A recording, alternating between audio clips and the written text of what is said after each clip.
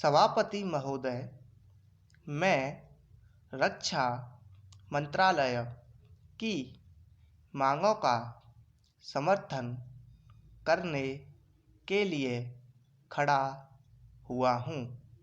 वर्तमान घटनाओं से पता चलता है कि संसार का हर देश अपनी सुरक्षा के बारे में चिंतित है और उसके लिए हर प्रयत्न कर रहा है। इस दृष्टि से अन्य देशों की तरह हमारे देश में भी रक्षा मंत्रालय का महत्व है। मुझे इस बात की खुशी है कि जहां अन्य मंत्रालयों की उनके पिछले साल के कामों के बारे में काफ़ी आलोचना हुई है, वहाँ इस मंत्रालय की कम आलोचना हुई है। इससे पता चलता है कि इस मंत्रालय ने पिछले साल अच्छा काम किया है।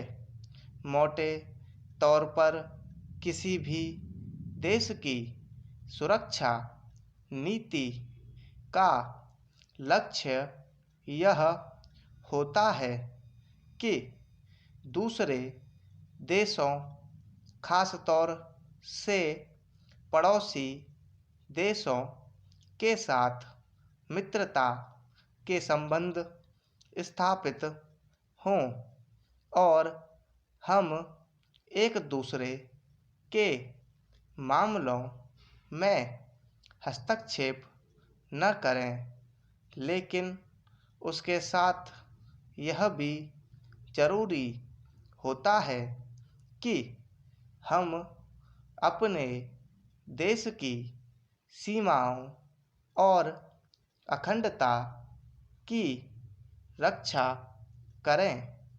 इसलिए हमारे देश का यह कर्तव्य हो जाता है कि हम अपने पड़ोसियों के कार्यों पर पूरी नज़र रखें, क्योंकि आज तक हमारे देश पर जो संकट आए वे हमारे पड़ोसियों से आए हैं।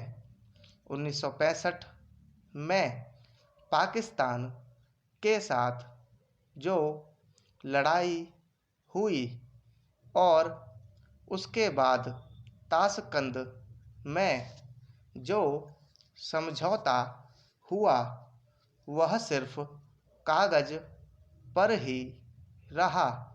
पाकिस्तान ने उस पर कोई अमल नहीं किया।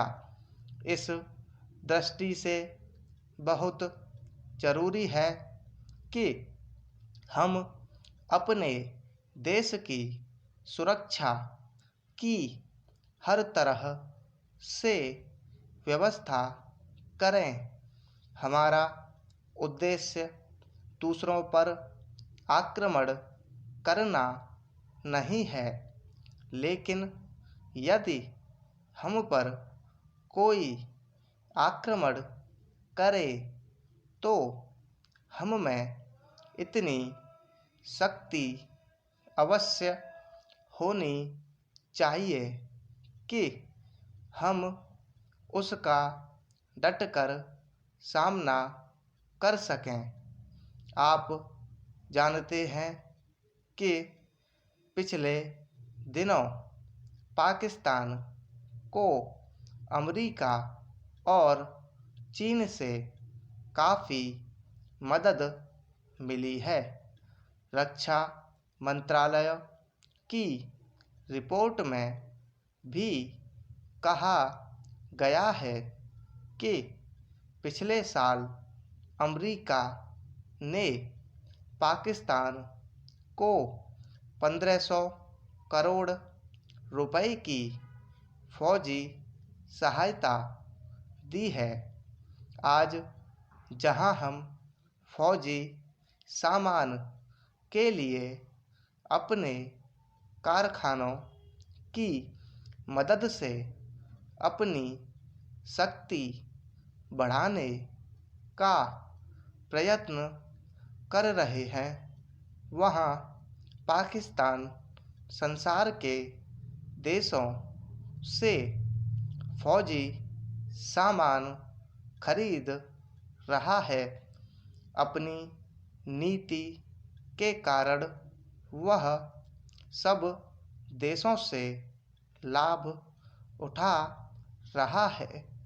मेरा सुझाव है कि हमको भी अपनी शक्ति बढ़ाने के लिए संसार के अन्य देशों से अधिक फौजी सामान खरीदना चाहिए।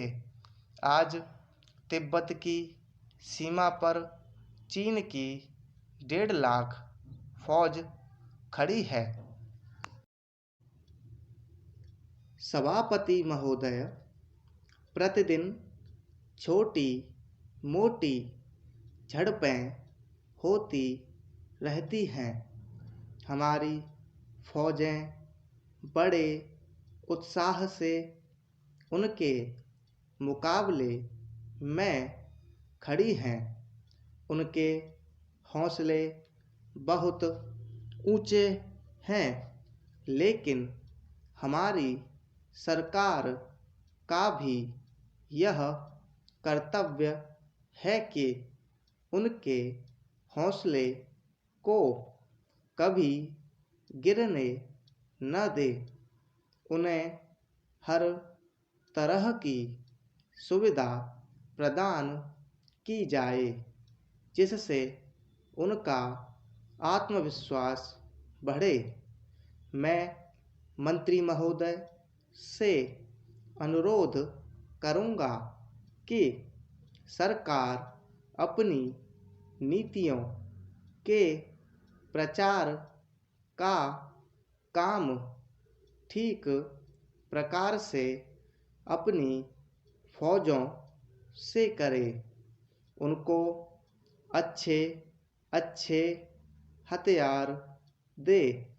अनुसूचित जातियों और आदिवासी जातियों के आयुक्त ने जो अपना प्रतिवेदन प्रस्तुत किया है, उस प्रतिवेदन को देखने से यह प्रतीत होता है कि इसको तैयार करने में उन्होंने बहुत परिश्रम से कार्य किया है।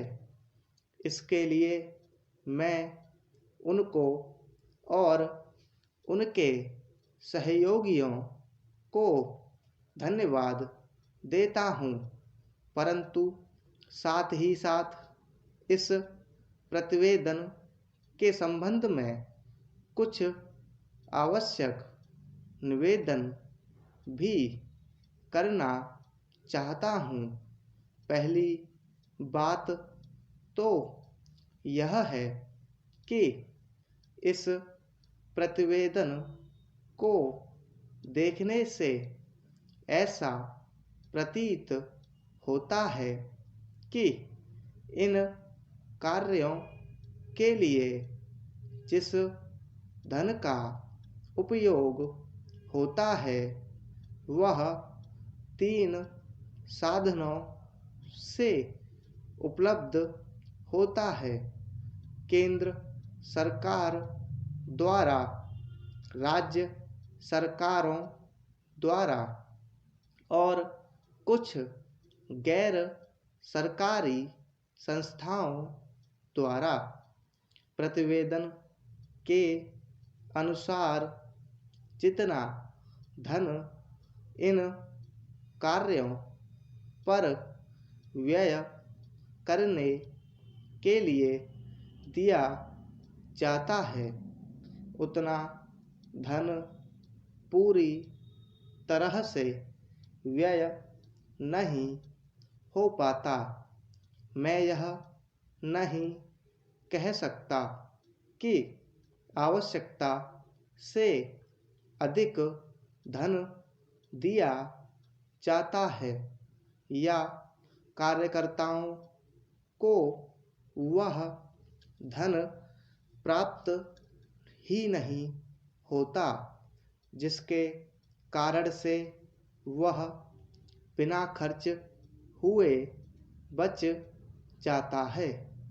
मैं तो यह चाहता हूँ कि जितना धन दिया जाता है उसका पूरा उपयोग हो और आयुक्त को यह न कहना पड़े कि इस कार्य के लिए जितने धन की आवश्यकता थी उतना धन नहीं मिल पाया और विवश होकर हमको उस कार्य को बीच में ही रोकना पड़ा। जहाँ तक राज्य सरकारों का संबंध है, बहुत सी राज्य सरकारें अभी तक इस कार्य में असावधानी से काम ले रही हैं और इस कार्य को उपेक्षा की दृष्टि से देखती हैं।